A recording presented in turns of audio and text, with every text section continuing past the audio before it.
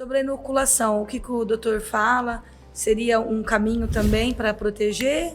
O que vocês assim, passam para nós? A gente não pode ser radical, extremista, né? Nem para um lado, nem para o outro.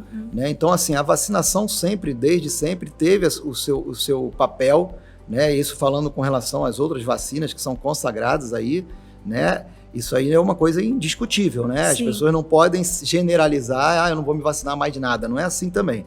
Essas vacinas experimentais, elas deixaram muita dúvida porque elas mexem com a questão genética, com RNA mensageiro. Então, por isso que existiu muito questionamento, muito medo, porque a gente não sabe a médio e longo prazo os riscos dessas vacinas que são totalmente novas, né?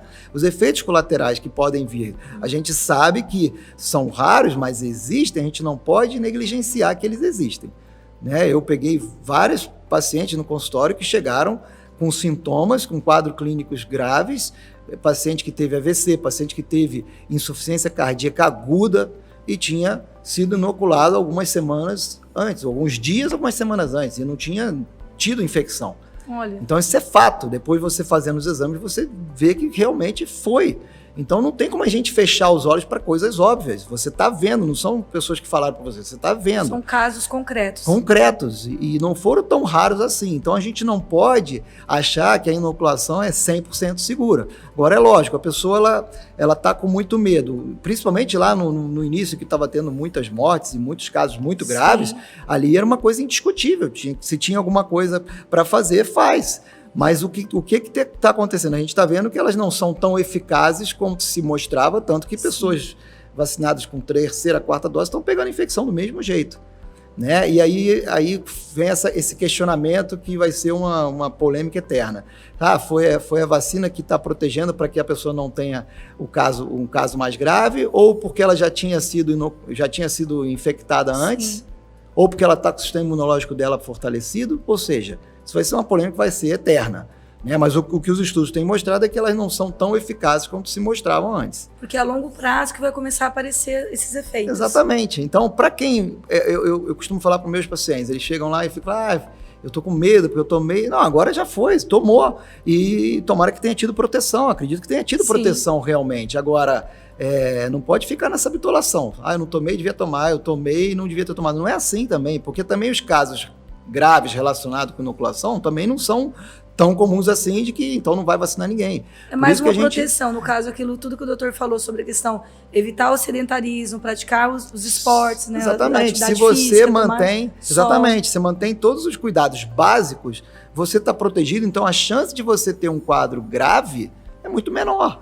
Agora, o que eu não sou a favor, e não vou mudar meu pensamento, é com relação àqueles grupos, aquela faixa etária que não é considerado grupo de risco. É isso que eu ia falar agora, sobre as crianças. O que você fala, doutor? Eu, sinceramente, eu não sou a favor, eu respeito quem é, e o pessoal trazem muitas matérias, estudos, artigos mostrando que tem benefícios e que o grupo dessa faixa etária teve risco, teve quadros graves de morte, mas a gente pegar para avaliar isso de forma fidedigna, a gente vê que não foi bem assim. Sim. As crianças nunca foram grupo de risco para nada. Desde o começo, até a OMS falou, né? Exatamente, isso está se mostrando na prática. Né? Então a incidência de crianças que evoluíram mal foi extremamente baixa.